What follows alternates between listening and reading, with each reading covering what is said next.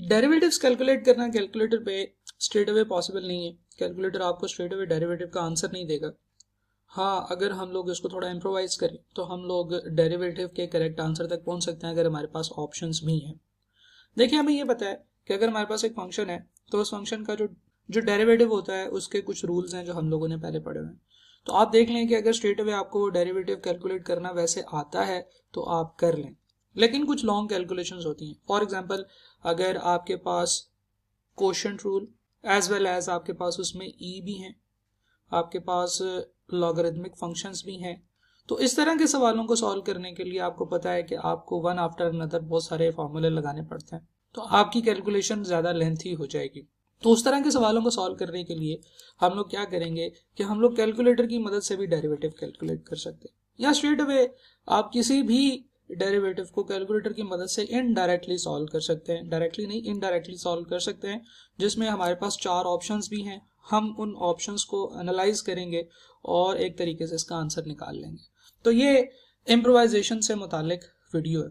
सबसे पहले आप मेन फंक्शन की स्लोप फाइंड करने किसी एक स्पेसिफिक पॉइंट पे, आप 0 या 1 पे भी कर सकते हैं, लेकिन 0 या 1 पे करने से कभी कभार आपका आंसर गलत हो सकता है। इसलिए मैं आपको ये सजेस्ट करूंगा कि आप x इज इक्वल टू 7 रखें और उस फंक्शन का डेरिवेटिव कैलकुलेट कर लें। हमेशा 7 रख लें, 5 रख लें, 6 रख लें, लेकिन 7 एक बड़ा मजे का प्राइम नंबर है, मैं इसलिए आपको सजेस्ट करूंगा कि 7 रख लें। आप जो मर्जी रखें कि आपकी कैलकुलेशन के ऊपर जो है ना वो कोई फर्क नहीं पड़ेगा। तो सबसे पहले हम लोग क्या करते हैं, अपना कैलकुलेटर ओपन करते हैं और इस कैलकुलेटर पे डेरिवेटिव कैलकुलेट करते हैं, स्लोप फाइंड करते हैं ओरिजिनल फंक्शन की एट 7। तो उसके लिए मैं क्या करूंगा, शिफ्ट डेरिवेटिव, अब मैंने फंक्शन एंटर करना है 3 ब्रैकेट क्लोज, फिर उसके बाद दोबारा मैं ब्रैकेट ओपन करूंगा और x+2 लिखूंगा और ब्रैकेट क्लोज करूंगा, और मैंने इसकी स्लोप कहाँ पे फाइंड करनी है, x इज इक्वल टू 7 के ऊपर। तो मेरे पास जो इसका आंसर आ रहा है वो आ रहा है जी 555। ये आंसर अपने पास आपने लिख लेना है। देन उसके बाद आपने ये जो जितनी भी ऑप्शन है आपके पास, इन सब में x इक्वल टू 7 रख के देखना है। तो जिसका आंसर 550 आएगा that will be your correct option, right. It is a bit lengthy process, लेकिन अगर आपके पास इस तरह की कैलकुलेशंस आ रही हैं जिनमें ई है, लॉग है, तो उसका स्ट्रेट अवे डेरिवेटिव कैलकुलेट करना इससे भी ज्यादा लेंथी प्रोसेस होगा। लेकिन अगर छोटी छोटी कैलकुलेशंस हैं तो हम फिर उसमें सीधा सीधा डेरिवेटिव भी कैलकुलेट कर सकते हैं। हमने अब देखना है कि कौन से तरीके से हमारा टाइम बच जाएगा, राइट। तो ये कैलकुलेशन करते हैं जनाब, ये भी आप कैलकुलेटर पे कर सकते हैं। आप लिखें 6 alpha x square plus 3 alpha x plus 4, right.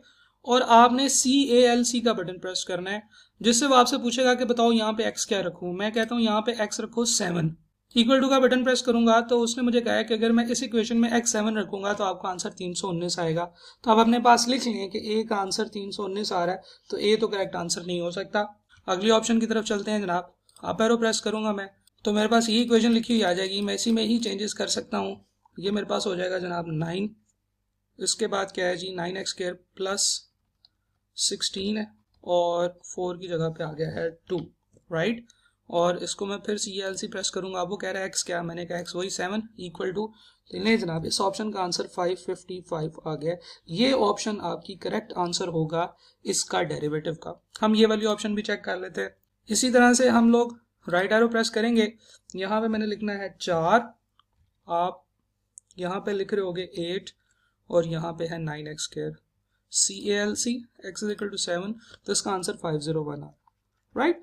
तो आपने क्या करना है, 3-4 दफा आपको ये कैलकुलेशन परफॉर्म करनी पड़ेगी, लेकिन इससे किसी भी किस्म का डेरिवेटिव आप बहुत इजीली कैलकुलेट कर सकते हो।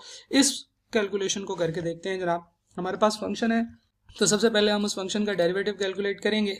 फंक्शन है जी एक फ्रैक्शन में, और इसके ऊपर अगर हम वैसे इसको सॉल्व करते तो हमें इसके ऊपर जो है वो कोशेंट रूल लगाना पड़ना था, लेकिन अब हम लोग इसको स्ट्रेट अवे इस तरीके से कर लेते हैं। फंक्शन एंटर कर दिया है, अब मैंने इसकी स्लोप यानी कि इसका डेरिवेटिव जो है वो फाइंड करना है where x is equal to 7। तो मेरे पास इसका आंसर आ रहा है -0.02268। तो जो मैंने आंसर लेके आना है वो इसके इक्वल लेके आना है, राइट। अब हम लोग फंक्शन की तरफ चलते हैं। फ्रैक्शन में -12 डाउन एरो और ब्रैकेट में हम लिखेंगे 2 + 3 अल्फा एक्स ब्रैकेट क्लोज इसका स्क्वायर। CALC x क्या रखना है, बिल्कुल 7 रखना है, तो इसका आंसर आ रहा है जी -0.02684, ठीक है। तो ये ऑप्शन ए इसके बहुत ही नज़दीक आ गई है, -0.02684। तो option A is correct option. बाकी ऑप्शंस में भी देखते हैं, आपको नज़र आएगा कि गलती यहाँ है बाकी ऑप्शंस में। हम लोग इसी तरह चलते हैं, -12 की बजाय हमने क्या करना है, हमने +12 करना है। तो +12 2 + 3x², solve x equal to 12 over ये प्लस का 0.02268 आ रहा है, right, this is not correct. Similarly हम तीसरी ऑप्शन भी देख लेते हैं, हमें पता है कि तीसरी ऑप्शन गलत आने वाली है, लेकिन वैसे इसको सॉल्व करके देख लेते हैं। और CALC x = 7, ये आंसर आ रहा है जनाब आपके पास 0.00189, राइट। तो इस तरीके से हम किसी भी करेक्शन, किसी भी फंक्शन का स्ट्रेट अवे डेरिवेटिव कैलकुलेटर पे कैलकुलेट कर सकते हैं। एक और ऑप्शन, एक और एग्जांपल देखते हैं, इसके बाद मैं इंशाल्लाह इस वीडियो को ख़त्म करूंगा। जी, तो जनाब अगर याद हो आपको ये सवाल जब हमने अपने वीडियो लेक्चर्स में किया था, तो हमें इसके ऊपर काफ़ी 5-7 मिनट लगे थे इसको सॉल्व करने में। इस सवाल को हम लोग यहाँ पे सॉल्व करते हैं। सबसे पहले मैं उसी तरह से करूँगा कि डेरिवेटिव है, और डेरिवेटिव जो है वो एक फ्रैक्शन का है जिसमें आपके पास e यूज़ हो रहा है।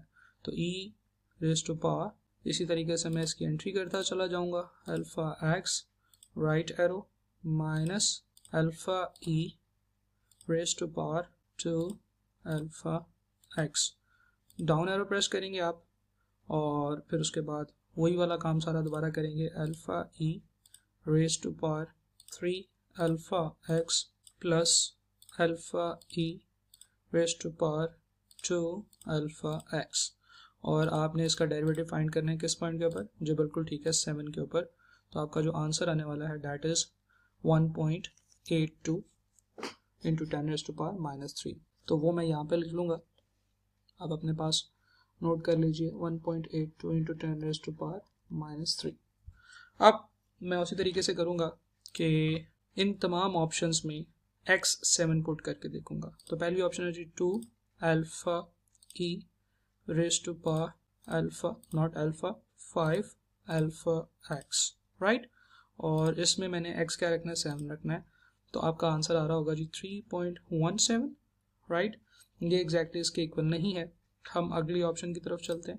अगली ऑप्शन है जी 1, और फ्रैक्शन एंट्री में अब नीचे जो है वो है e raise to power 5 alpha x, right arrow press करेंगे तो आप पावर एंट्री से बाहर आ जाएंगे, plus alpha e raise to power 2 alpha x, right arrow bracket close और इसका स्क्वायर।